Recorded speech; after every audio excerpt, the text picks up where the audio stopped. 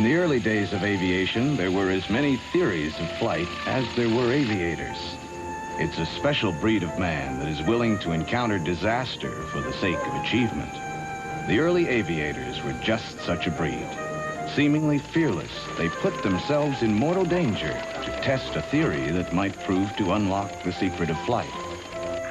There were as many designs as there were theories, and no two designs looked alike. The slightest lift was considered a great success. But most ended in failure. Crashes were not uncommon. Yet, undaunted by the failures of those before them, those that survived continued to refine their invention. At the turn of the century, inventors fell into two groups. Those who thought that the only necessity for flight was power for lift and thrust, and those who believed in first discovering the basics of controlled flight through gliders. Ultimately, it would be the marriage of both schools that would provide the answer. The most influential glider pioneer was Otto Lilienthal. He spent over 5 years developing a table documenting the lifts produced by different wing shapes.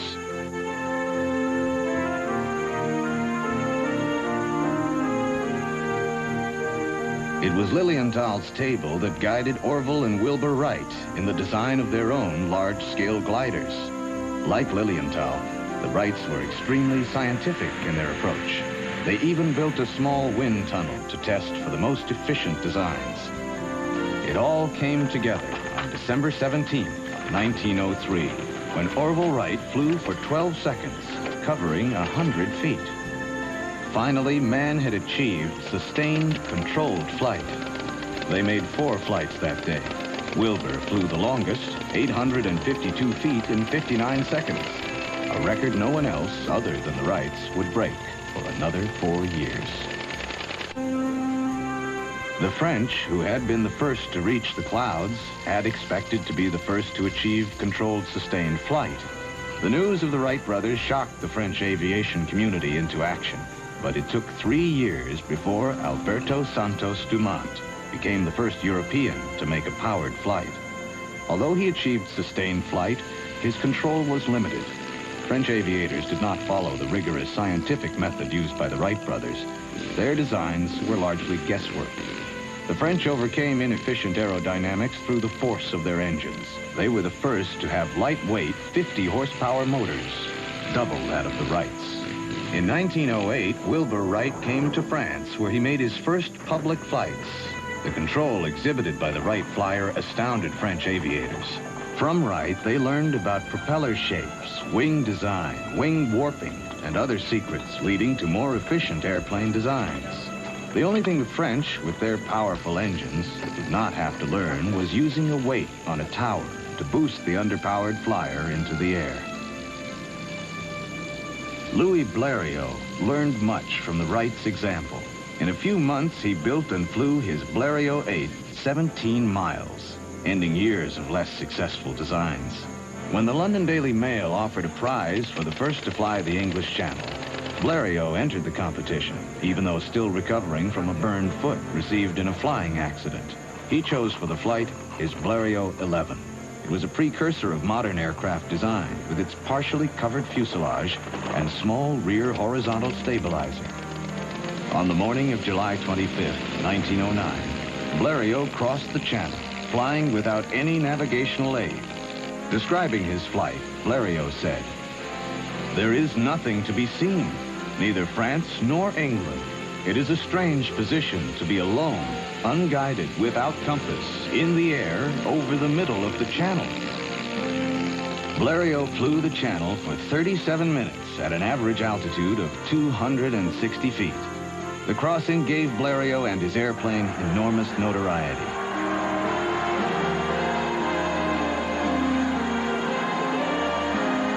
He produced and sold many Blériot 11s, a durable plane that survived into the First World War, when it was used as a trainer for a new generation of pilots. The old Rhinebeck Aerodrome A flying museum in Rhinebeck, New York, has a successfully restored Blériot 11. It's the prized possession of owner-pilot Cole Palin, who started the aerodrome over 33 years ago. This is a Blériot monoplane, vintage 1909, made famous by Louis Blériot's cross-channel flight, May 1909. Louis Blériot had one leg in a cast, and he flew out over the English Channel, heading for Dover. In the middle of the channel, the overheating engine was losing power. The Blériot was settling toward the English Channel, and an act of God. Ran into a rain squall. The rain squall cooled the hot engine, restored the power, and he was able to crash land on Dover, at Dover Castle. Louis Blériot, May 1909. It was a sensation. It was like Lindbergh flying the Atlantic at that time. Contact. Contact.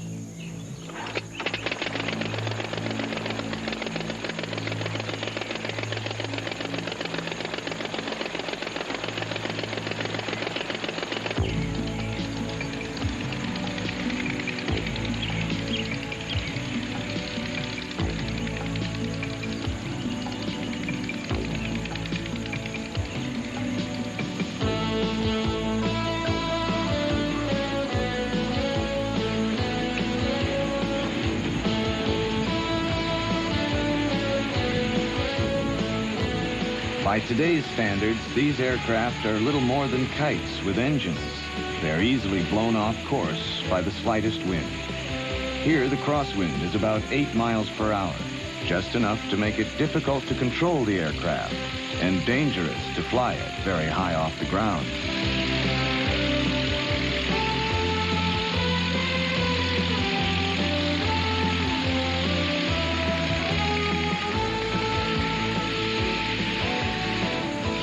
Special about this plane is that it has a conventional stick and rudder control.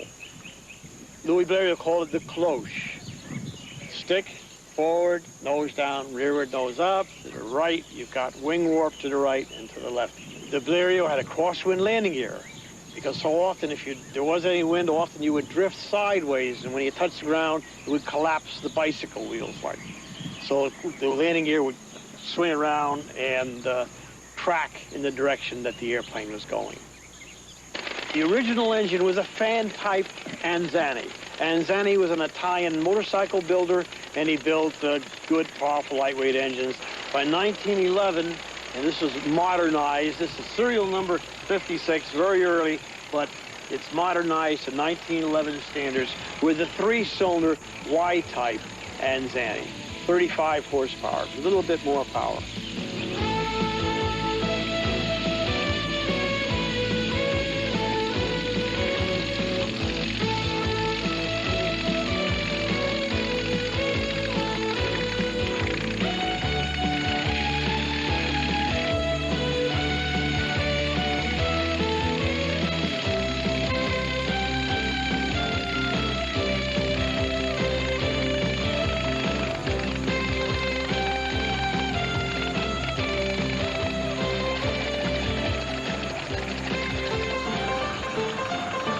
Blériot's channel crossing thrilled Europe.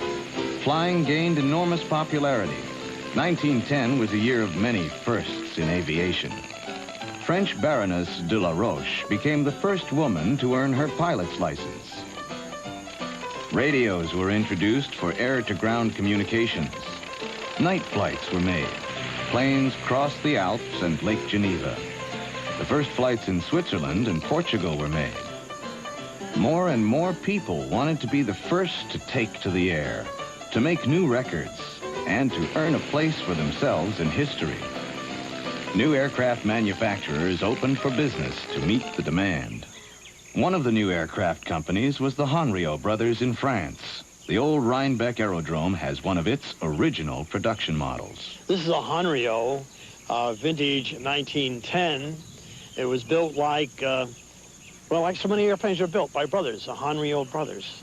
and they claimed it would go in the air. Well, it does, and it goes on the ground. And as you can see, it has like a racing stiff body to it. So well, maybe it would float in the water, I don't know. But one of the big pitches to sell the airplane was that Marcel Hanriot, the son of one of the builders, 15 years old, flew it. And his daddy said, if my 15-year-old son can fly this airplane, anybody can fly it. Everybody should own a Hanriot airplane. It has a lot of controls. It has 2 sticks instead of 1.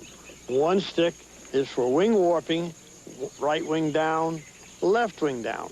And the other stick is for nose down, nose up. So since you have 2 sticks and both hands are busy, you sort of, if you want to pump air into the gas tank, here you have the rubber bulb. You want to vent the gas tank, you have the little lever there to vent the gas tank. And on the other stick, here's the blip button. You push this button and the engine stops. And here's the master switch. Now the engine can run, blip button, the engine stops.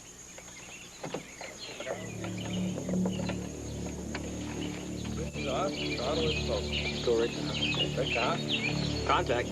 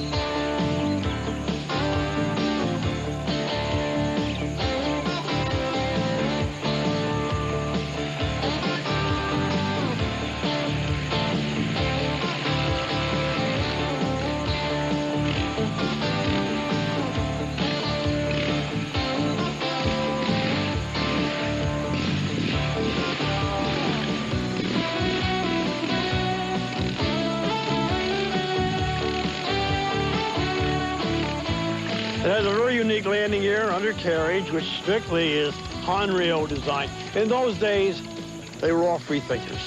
And nobody really liked to copy somebody else unless it was really good and they almost had to do it. So the undercarriage is very unique and it's very complicated. It makes a lot of drag, works fine, and it's Hanriot. Nobody bothered to copy that undercarriage.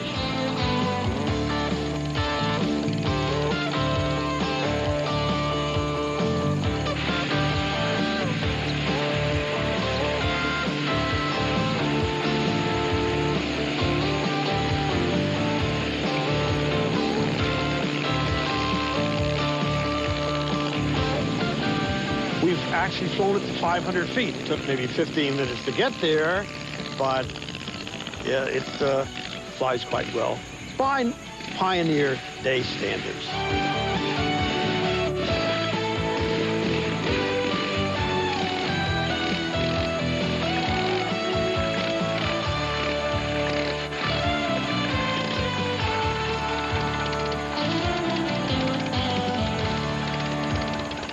Learning to master a machine moving in 3 directions took some doing. Some planes were easier to fly than others. Many of the first aviators were designers, testing their own flying machines. But Henry Farman first learned to fly before building his own designs. The son of British parents, Farman grew up in France, racing bicycles and automobiles. In 1907, he bought his first airplane, giving up racing for what he considered the safer pursuit of flying. The next year, 1908, he established his reputation by being the first European to fly in a complete circle, the ultimate proof of flying control. A few months later, he made the first cross-country flight between 2 cities, flying 16 miles from Bowie to Rheims. It was fitting that Rheims would be the site for the first international air competition the following year. Sponsored by the champagne industry, the week-long competition set new records for distance, altitude, and speed. Not surprisingly, Farman set a new distance record of 112 miles. But the big upset came in the speed competition. Fresh from his cross-channel flight a month earlier, Louis Blériot was expected to win. But he was beaten by the only American entry at Reims, Glenn Curtiss. An engine builder, Curtiss had set motorcycle records of 136 miles per hour with engines of his own design. The victory at Reims solidified his position as an aircraft builder. His 1911 Curtiss Pusher was a popular model. It was the first plane flown off the deck of a ship, giving birth to the aircraft carrier. Able to land on limited surfaces, the Pusher showed that the airplane was beginning to achieve the control necessary for precision flying. The Curtiss Pusher was a favorite plane for many exhibition pilots. The most famous of these was Lincoln Beechey, who was the first pilot to make an inside loop, and who was famous for flying with no hands on the stick.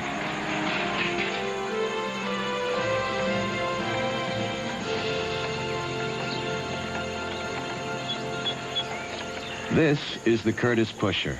Unlike the Blériot and Hanriot, the Pusher has oiled wings, which strengthen the material and give it a golden color. Cole Palin is the pilot. This airplane was built in 1911, Curtiss Model D, and it's powered by an original Hall-Scott engine, 1911. And it flies real good on 8 cylinders, but right now it's still flying on 7 cylinders. And it flies like an automobile. You have a steering wheel to steer it from right to left. This is not normal airplane practice. Usually the steering wheel actuates the ailerons. On this airplane, you swing and sway in the seat. Here is the aileron motion. From side to side. If the right wing goes up, naturally, you would instinctively lean to the right to depress it. And that actuates the ailerons, rightens the airplane.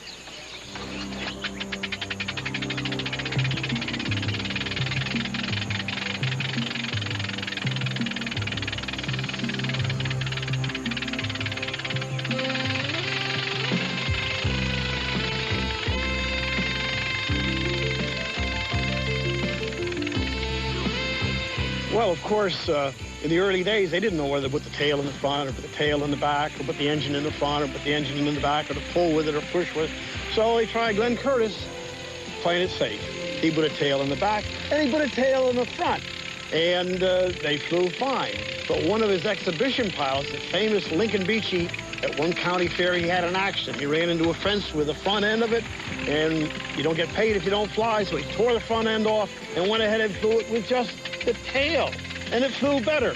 He rang up Glenn Curtiss and said, the airplane flies better without the head. Curtiss put the head back on, but Curtiss then went ahead and experimented and found, indeed, it did fly better without the head.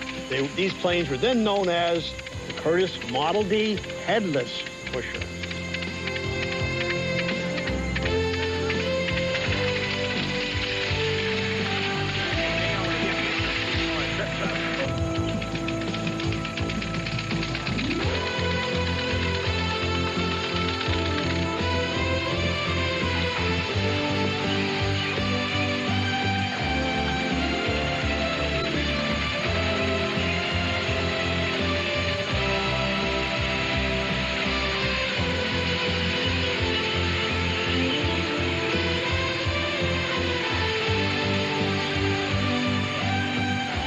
Lincoln Beechey in 1911 would do a loop. He'd get paid $1,000. He didn't do too many loops, but 1911 was a very good year.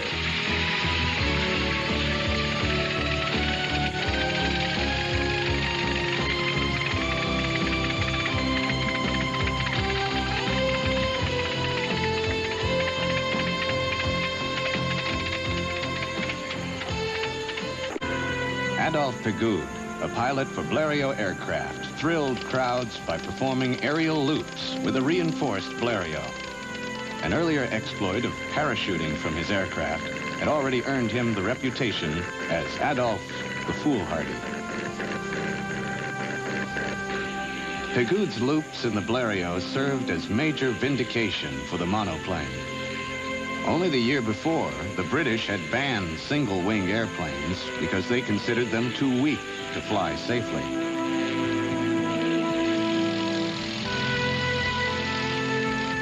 Pégoud was not the first to fly a loop.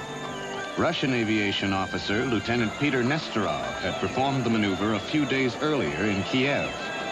Pegud received the accolades, while Nesterov was arrested for endangering government property. Some 200 models of aircraft were available, half of them monoplanes and half biplanes. Basics of lift and control were established, but there were many refinements yet to be uncovered. Every day, it seemed there was a new design. While some aviators stumbled along on the ground, others continued to improve on more conventional designs. Metal alloys took the place of wooden parts. Open structures were replaced with the enclosed tractor fuselage. In 1912, Die Producen introduced an aircraft with a monocoque body developed by Louis Bechereau. Rather than serve merely as a cosmetic covering, the tulip wood skin assisted in supporting the airframe. Engine development was proceeding at a brisk pace as well. One of the most popular engines of the period was the Gnome rotary. The Gnome's cylinders spun along with the propeller, while the crankshaft remained firmly fixed to the fuselage. Because the spinning cylinders cooled themselves, the engine was lighter than water-cooled engines. The rotary continued as the leading engine design into World War I, when it was replaced by motors with higher horsepower. Designers of the rotary engine attempted to match the new higher horsepower motors, but the rotary had to rotate so fast that it tended to spin apart, throwing parts in all directions. Flying was considered a sport. Aviators fed their expensive hobby by entering competitions for speed, altitude, and distance. The most distinguished competition for speed was the Gordon Bennett Cup, established in 1909. This international race involved covering a prescribed distance marked by pylons. Whichever country won the race 3 times got to keep the cup. By 1913, the Americans were only 1 win away from taking it home. But no American would enter the 1913 competition. Patent claims by the Wright brothers had restricted other American inventors from producing their own designs, and American entrepreneurs saw no profit in aviation.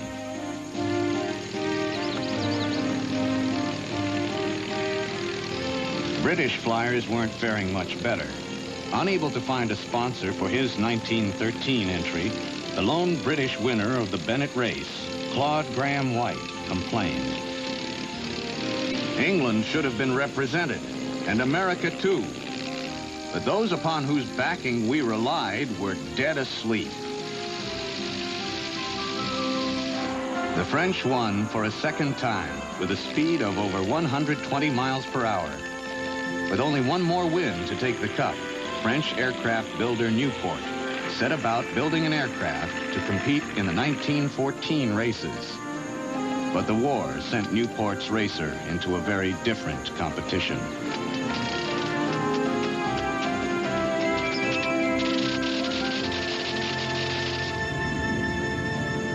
The Nieuport was swept into battle. The toy of the rich had become a key part of modern warfare. A sad note for many of the original inventors. Orville Wright was troubled when American pilots entered the war in 1917. When my brother and I built and flew the first man-carrying flying machine, we thought that we were introducing into the world an invention which would make further wars practically impossible. The old Rhinebeck Aerodrome of Rhinebeck, New York, has a restored Nieuport in its collection. Cole Palin is the founder and director of the Rhinebeck Aerodrome. This airplane is a Nieuport 11 designed in 1914. It was built to compete in the Gordon Bennett Trophy race, but the race was never held, the war started, and immediately it was found to be a good fighter plane. Machine gun firing straight ahead down the line of flight of the airplane, but over top of the propeller. Of course, you see, we have ailerons, pretty modern feature for 1914. The speedometer, as you can see, is a flat plate, which when the wind blows is blown backwards, and in this airplane, when you're flying, you might be in the yellow for climbing out, the high yellow. You certainly want to stay out of the red because you're not flying, and stay naturally. Stay in the green. That's the safest place to be. You control the engine. Your hands on the stick. There's a button on top of the stick. The coupe button in French. The kill button in America. The blip button in England. Push that button, the engine stops. Boy, that's the best control of all. We don't care where the engine runs, but we do care that the engine stops when you want it to stop. So when you take off, you have men restraining you at the wingtips, holding the airplane back. You run up to full air, the right amount of fuel, get it just right so the engine's running smooth. You raise your hand, that means get ready. You bring your hand down and grab the minute. They release the wingtip. The plane is on its way.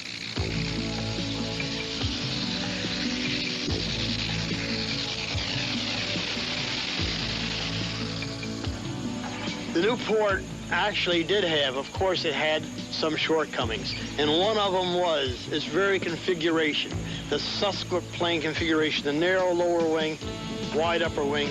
The lower wing with one spar, a single spar. Now, as you dive, the center of pressure moves forward on the wing, tends to lift it, and it would tend to tear the wing off. So you had to be a little bit careful about diving. There are certain things that you had to be really careful about. It's a great configuration, but it wasn't. There's nothing that's perfect, and it's all averages out. So Newport's a great maneuverable little airplane, fast climbing, very maneuverable. Don't dive it too fast. The wings will come off.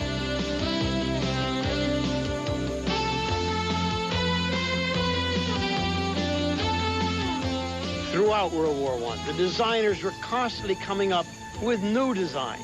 Every few months there'd be a new design. The Newport baby would evolve into the Newport 17. It would have advantages over, say, maybe the Fokker triplane. But then Fokker would come out with the Fokker D7, which then would have advantage. So every few months, each side would come out with better and better airplanes. It was a terrific stimulant to aviation.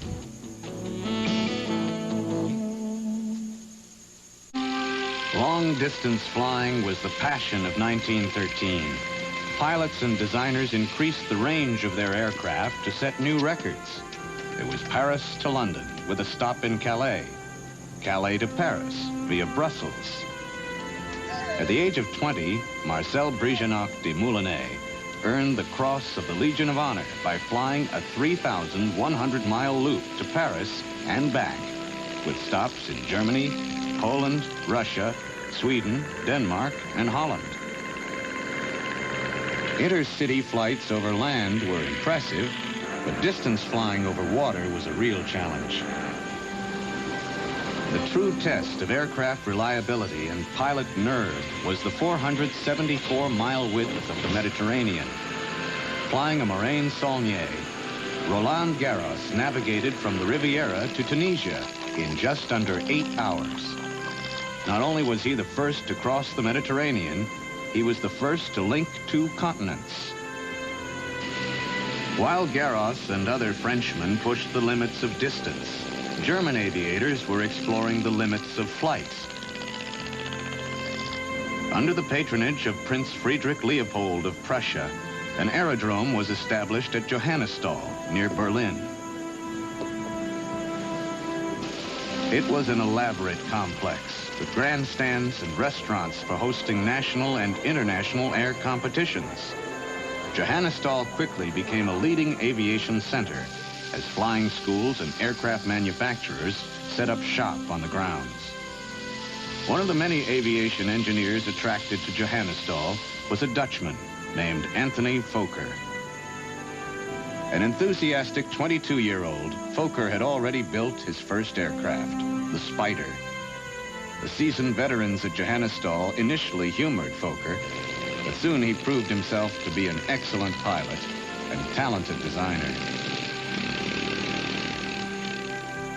One of his first designs at Johannisthal was a 2-seat aircraft. It flew well and had excellent control characteristics. He confidently offered it to the Dutch and British military as a trainer, but they refused it. The German government, however, did place an order for 2 of the aircraft. This was the first of many sales by Fokker Aeroplanbau to the German government.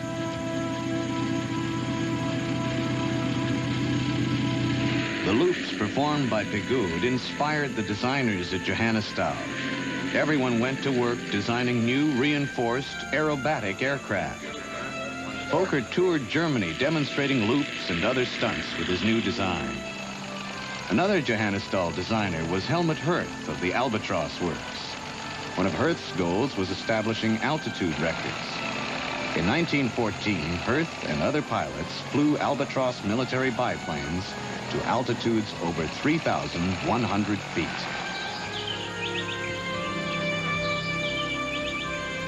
The old Rhinebeck Museum has an airworthy Albatross in their collection. Pilot John Barker tells us about this remarkable aircraft. The Albatross really is just a little weaker than the triplane. In those Fokkers, they are built like a bridge with that welded steel fuselage.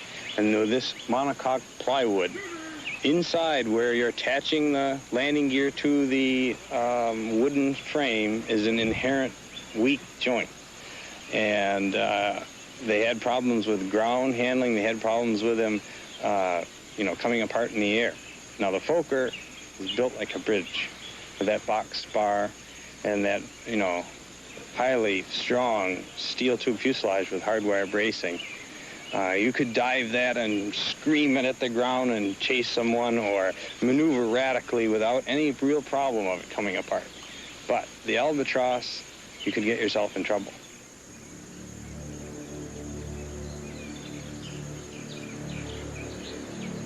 While the monocoque body of the Albatross was not very strong, it would eventually become a common body structure for later aircraft, as new materials were introduced which increased its strength.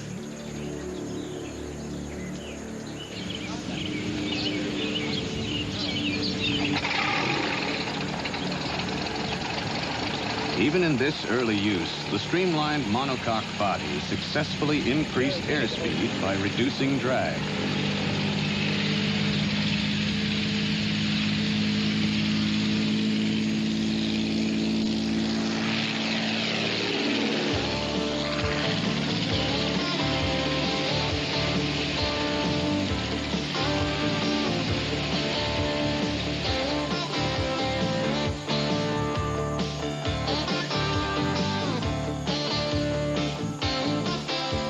The Albatross lacks the maneuverability of the later World War I fighter planes. It's slow and heavy in turns, but it does fly straight as an arrow in level flight, which makes it a stable gun platform.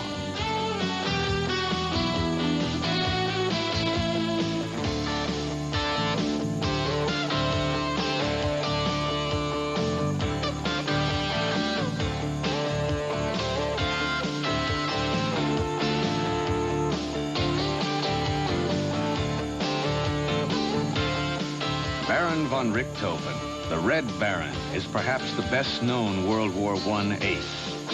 Although he's associated with the Fokker triplane, he actually earned his reputation in an Albatross.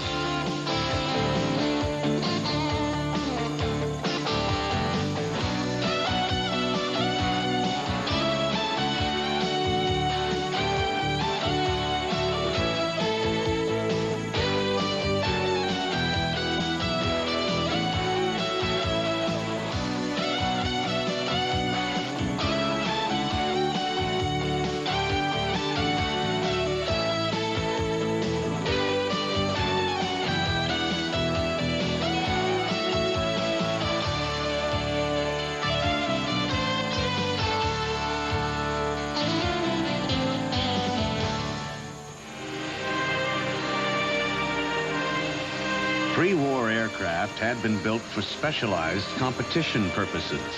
The Morane-Saulnier was a favorite of distance flyers, while air racers chose aircraft like the sleek De Perduysen. But in 1914, the competition of sport was replaced by the competition of war, and only a few aircraft had been developed for more general applications. The Caudron was one aircraft that exhibited both practicality and reliability. It had already crossed both the Alps and the Andes, and it was talented enough to perform aerobatics. In fact, the first recorded loops with a passenger were made in a Caudron.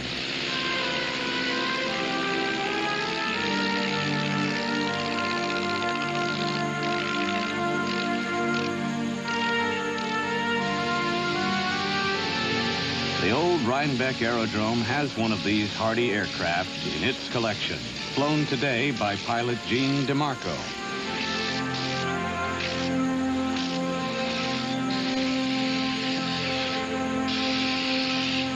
Here again is Cole Palin. This airplane was designed in 1913. It was, of course, at first a civilian airplane, but it was one of the first airplanes to be used in World War I. It was used at first for everything, but mainly where it did its best service was in observation, to look over the hills, to look down in the ditches or the trenches to see where the enemy was. Observation was the thing. But then, of course, when Fokker monoplanes came up to shoot these down, then these had to become armed. Modern features, see, it sure doesn't look very modern, but some of its features is that the wing tips, the extensions, the upper wings fold down to save hangar space, and the tail booms that go out to the tail, they fold up running parallel with the wings. So really, take it partially apart, 10 minutes, you can do these things and put it in the hangar, saves hangar space. The engine, of course, is a Lee-Roan rotary engine. That is, the engine rotates with the propeller. The crankshaft stands still. Now, the crankshaft throw is up here, top center. And each cylinder that comes up to this point, the piston's driven all the way up, top center. It would either be of the power stroke, beginning of the power stroke, or the end of the exhaust stroke. They spun the engine at 1,200 turns a minute in order to cool the engine. The engine with its own best fan spinning around. Now, there were other engines that were stationary, but they had to lower the compression so they didn't make too much power, didn't make too much heat. So here you can up the compression, get the power, and this engine spinning around like a top would cool it.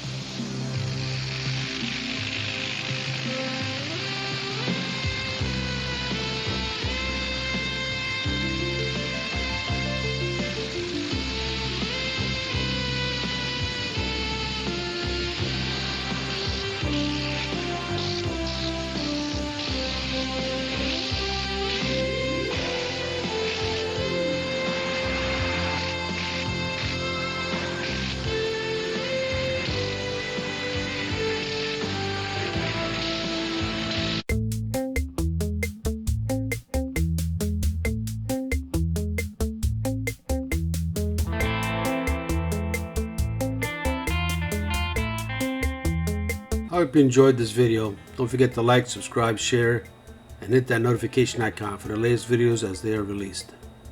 Thanks for watching and catch you in the next one. Ciao for now.